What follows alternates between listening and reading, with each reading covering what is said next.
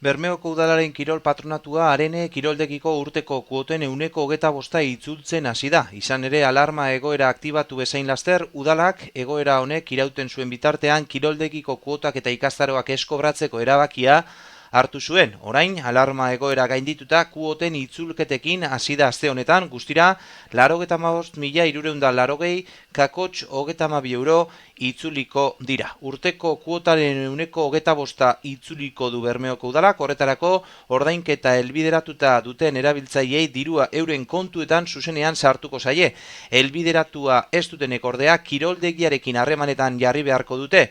Kiroldegira telefonoz deitzeko 94617 telefonoa edo mezu elektronikoa kiroldegia@bermeo.eus. Gainera, kiroldegiko kuota ordaintzeko bi aukera izango dute erabiltzaileek: urte osoa ordaintzea edo ordainketa bi bloketan egitea. Urtarrilean 50% eta martxoan beste 50%. Bigarren aukera egiten duten herritarrek alarma egoera dela eta martxoan ezin izan zuten bigarren ordainketa burutu.